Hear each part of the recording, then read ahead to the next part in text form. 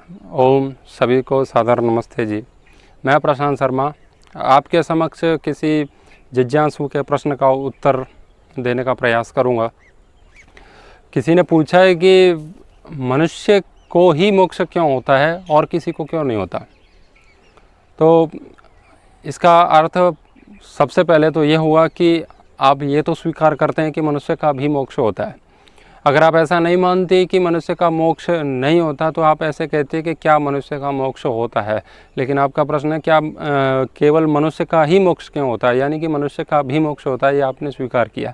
इसीलिए आपको वो सब समझाने की आवश्यकता नहीं कि हमारे धर्मशास्त्रों में लिखा है कि मनुष्य मोक्ष को प्राप्त होता है, ये सब वो तो आप स्वीकार करते हैं। अब प्रश्न ये है कि मनुष्य ही क्यों होता है। एव लगा दिया आपने, ही लगा दिया। तो साधारण सा उत्तर है, सीधा सा सरल सा उत्तर है कि मनुष्य ही सबसे सर्वश्रेष्ठ है। जितनी भी योनियां इस पृथ्वी या अन्य जितने भी ग्रह हैं उनमें सबसे श्रेष्ठ मनुष्य को माना गया है, हमारे धर्मशास्त्रों के अनुसार भी और हमारे व्यवहार के अनुसार भी, और प्रत्यक्ष प्रमाण और अनुमान जितना भी है आप देख सकते हैं व्यवहार में। तो सबसे ज़्यादा बुद्धिमान, अगर सबसे अधिक कोई बुद्धिमान होता है तो वो मनुष्य होता है। तो मनुष्य जब सबसे बुद्धिमान होगा तो सबसे ज़्यादा सोच पाएगा, सबसे ज़्यादा सोचेगा तब वो सही और गलत यानी सत्य और असत्य का निर्णय कर पाएगा, और जब निर्णय कर पाएगा तभी वो सत्य के मार्ग पर चल पाएगा। मनुष्य जो है वो कर्मयोनि और भोग योनि दोनों होता है, और जो जीव जंतु हैं मनुष्य से इतर हैं वो केवल भोग योनि होते हैं। इसीलिए ये जो जीव जंतु जो भी अगर पाप करते हैं, कुछ भी कर देते हैं, ये तो पाप लगता नहीं उनको। अगर कोई भी जानवर आपकी हत्या कर देता है, आपको खा जाता है, तो उसको उसका कोई पाप नहीं लगता, क्योंकि वो भोग योनि है।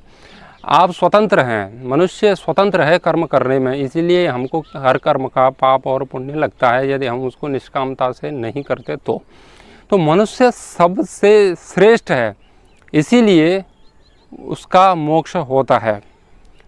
लेकिन वो श्रेष्ठ है बस इतने से नहीं होता, उसके लिए ध्यान साधना करनी पड़ती है।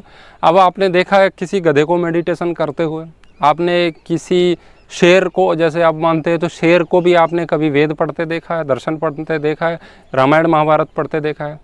शेर को कभी सोचते देखा है धर्म के विषय में, ईश्वर के विषय में? शेर सोचता है अपने शिकार के विषय में। और ये जो प्राणी है वो भी सोचते हैं, लेकिन वो उतना ही सोचते हैं जितनी उनकी क्षमता है। बस हमको चारा कम मिलेगा और हमको भोजन कम मिलेगा, ये हमारा मालिक है और ये हमारा घर है, बस उससे ज़्यादा वो नहीं सोच पाते। तो मोक्ष को जो प्राप्त होने की कसौटी है वो आपकी संस्कारों के दग्ध बीज होने की है, आपके कर्माशय के नष्ट हो जाने की है। तो जब हमारे संस्कार दग्ध बीज हो जाते हैं तब हमारा मोक्ष होता है। संस्कारों को दग्ध बीज करना होता है साधना से, और साधना तपस्या जो भी है वो कोई भी जानवर नहीं कर सकता, न कोई बंदर, न मक्खी, मच्छर। साधना केवल मनुष्य ही कर सकता है, इसीलिए वो वहाँ तक पहुँच सकता है, क्योंकि और जो जानवर हैं उनमें वो बुद्धि होती ही नहीं है, तो वो मोक्ष को नहीं जाते। आप कहें कि मनुष्य से और भी तो श्रेष्ठ हो सकता है, जैसे कि हम सभी कहते हैं कि गाय में इतने देवता रहते हैं, 33 करोड़ देवता हैं। आप उसका चित्र भी देखिए कैलेंडर में, तो वहाँ पर सरस्वती देवी, ब्रह्मा, विष्णु, महेश, जितने भी अपने देवी देवता या भगवानों के हमने जितने चित्र बना रखे हैं वो उसमें सब जगह घुसे हुए हैं। तो हम कहते हैं गाय तो बहुत श्रेष्ठ है, ये सब कुछ श्रेष्ठ है। तो गाय श्रेष्ठ है, उसमें कोई संशय नहीं है, लेकिन वो मनुष्य से श्रेष्ठ नहीं है। जितने भी मनुष्य से इतर प्राणी हैं उनमें सबसे श्रेष्ठ गाय है। तो अब आप सोचिए, आप अगर गाय को श्रेष्ठ मानते हैं तो आपसे यदि प्रश्न पूछा जाए क्या आप मरने के बाद अगला जीवन गाय का चाहते हैं?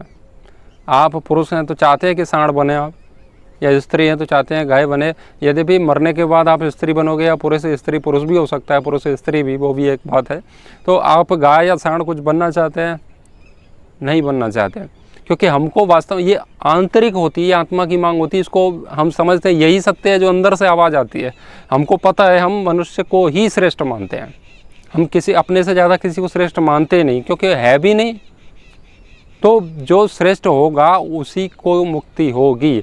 यानी कि जो IAS के अंक वहाँ तक जो लाने होते हैं वो प्री को पार करेगा, मेंस को करेगा, इंटरव्यू करेगा, उसके बाद वो IAS बन सकता है। तो उसकी एक प्रक्रिया है। तो हम कहें कि IAS यही व्यक्ति क्यों बना, हम क्यों नहीं बने? क्योंकि हमारे पास वो योग्यता नहीं है। जिसके पास वो योग्यता होती है वो उसकी परीक्षा उत्तीर्ण करता है और वो उसका दावेदार हो जाता है, उसका अधिकारी बन जाता है वो। ऐसे ही अब आपका प्रश्न हो सकता है कि अब जैसे कि आप कहें कि हवाई जहाज एयरपोर्ट से ही क्यों उड़ता है, मेरे खेत से क्यों नहीं उड़ता, मेरी छत से हवाई जहाज क्यों नहीं उड़ सकता? तो छत से हेलीकॉप्टर उड़ सकता है, वो भी बड़ी होगी तब। हवाई जहाज के लिए आपको एयरपोर्ट जाना पड़ेगा, क्योंकि एयरपोर्ट पर ही वो सारी सुविधाएं हैं जहाँ से हवाई जहाज उड़ सकता है। हेलीकॉप्टर वहाँ से उड़ेगा तो उसकी उतनी क्षमता नहीं है। हेलीकॉप्टर अमेरिका नहीं जाता कभी, अमेरिका एरोप्लेन जाता है, क्योंकि उसकी बहुत लंबी क्षमता है। सबसे जो श्रेष्ठ चीज़ है वो मनुष्य है। तो अपनी जो मोक्ष वाली फ्लाइट उड़नी है उसका एयरपोर्ट मनुष्य है। इस एयरपोर्ट पे आना ही पड़ेगा, यहीं से फ्लाइट उड़ती है परमात्मा की ओर। तो ये एयरपोर्ट है जिसका हम बहुत अच्छे से लाभ उठा सकते हैं, लेकिन हम नहीं उठाते।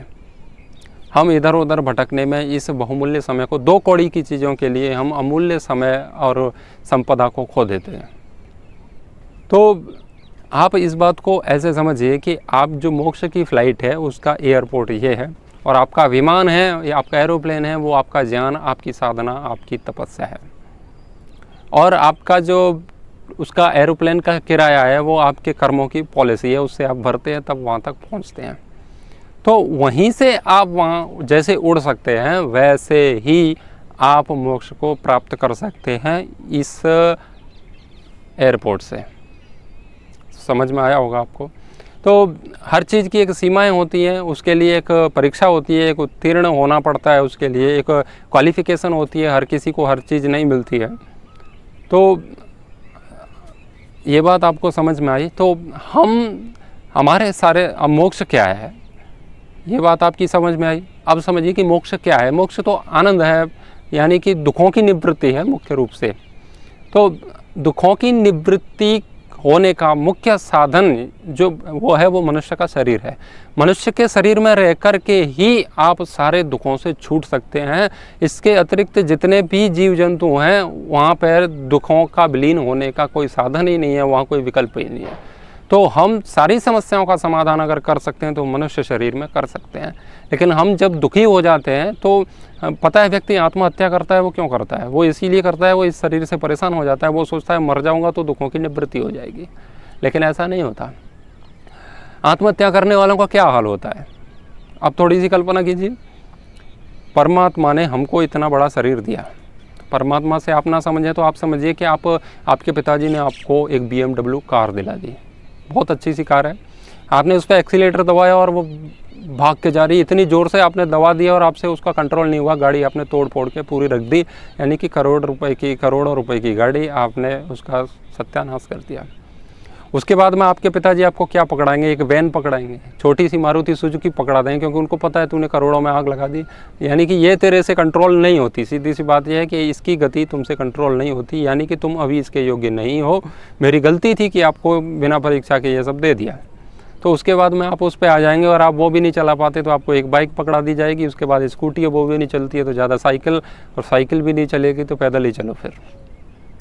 तो हमने क्या किया, आत्महत्या करने के बाद परमात्मा के द्वारा जो शरीर है, ये BMW कार जो हमें मिली, उसमें एक्सीलेटर ऐसे मारे हमने, वासनाओं के, लालच के, लोभ के, क्रोध के, मोह के जितने भी सारे अवगुण हैं उसका एक्सीलेटर मारा, लेकिन बुद्धि और विवेक का ब्रेक मारना हमने बंद कर दिया। विवेक की जो स्टीयरिंग है वो हमसे कंट्रोल नहीं हुई और कहीं के मारे कहीं घुस गए, सत्यानाश कर दिया परमात्मा की इस BMW कार का। अब परमात्मा आपको क्या करेंगे? वो यही कहेंगे तुमसे ये गाड़ी कंट्रोल नहीं होती, तुम उसके योग्य नहीं हो, इसीलिए अब आ जाओ खटारा गाड़ी पे। तो खटारा यानी कि तुम मनुष्य के बाद फिर गाय तो फिर भी उनसे ठीक ही है।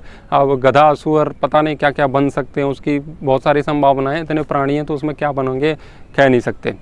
लेकिन मनुष्य नहीं बनोगे ये पक्का है, क्योंकि परमात्मा का दिया हुआ गिफ्ट, आपको कोई गिफ्ट दे, आपको कोई उपहार दे और उसको आप स्वीकार ना करें, उसको ऐसे ही फेंक दें, तो वो आपको अगली बार उपहार नहीं देगा। तो हम क्या सोचते हैं, आत्महत्या करने के बाद हमारे सारे दुख विलीन हो जाएंगे, लेकिन ऐसा नहीं होता, क्योंकि दुखों की निवृत्ति का मात्र एक उपाय है, वो है मनुष्य शरीर। इस साधना तपस्या से ही इसको आप मिटा सकते हैं, अन्यथा इसका और कोई उपचार है ही नहीं, इसकी कोई चिकित्सा नहीं है। तो हम आत्महत्या इसीलिए कर लेते हैं कि शायद वहाँ जा कर के इस टेंशन से दूर, लेकिन आपको पता नहीं आपने वो बहुत बड़ा अवसर खो दिया, क्योंकि यही एक अवसर था जिसमें आप सारे दुखों को मिटा सकते हैं। तो आत्महत्या करना सबसे बड़ी बेवकूफ़ी है, यानी कि आत्महत्या, आत्मा की तो हत्या होती नहीं, लेकिन शरीर जो दिया है वो शरीर ही मर जाता है, और ये स्वहत्या जिसे कहते हैं। आत्महत्या किसे कहते हैं, इस विषय में तो मैं आपको किसी दिन फिर अगले किसी सत्र में बताऊँगा। तो हम जो परमात्मा की गाड़ी दी है उसका पूरा प्रयोग करें, और यही मोक्ष की फ़्लाइट है, यहीं से यही एयरपोर्ट है, यहीं से सब कुछ होना है, सारे दुखों की निवृत्ति यहीं से होनी है, इसके अतिरिक्त और कोई मार्ग नहीं है। तो आशा है कि आपको ये मेरी बात स्पष्ट हुई होगी। तो आत्महत्या क्यों नहीं करनी चाहिए वो भी थोड़ी सी बात आपको बताई, क्योंकि उसके दुखों का समाधान, दुखों से निपटने का, दुखों की निवृत्ति का कोई समाधान है तो वो मनुष्य शरीर, क्योंकि और दुखों से तभी निपट सकते हैं जब आप मोक्ष को प्राप्त हो सकते हैं। जब तक आपका मोक्ष नहीं हुआ है, यानी पृथ्वी या किसी भी कहीं भी इस ब्रह्मांड में आप हैं, दुख होगा ही, क्योंकि न्यायशास्त्र न्याय दर्शन कहता है विविध बाधना योगा दुःखमेव जन्मोत्पत्ति। तो शरीर है जब तक तो दुख रहेगा ही, तो शरीर से निपटने का एक ही उपाय है साधना, इसी से हम छूट सकते हैं। तो मोक्ष की फ़्लाइट आपकी यहीं से जाएगी, ये पक्का है। तो मनुष्य शरीर का हम पूरा सदुपयोग करें। तो दुखों से बचने का मात्र एक उपाय है, वो है ये शरीर। इससे ही हम दुखों से बचने का प्रयास करें, तभी हम दुखों की निवृत्ति कर पाएंगे। आप सभी ने मेरी बात को सुना, आप सभी का धन्यवाद। ओम शांति।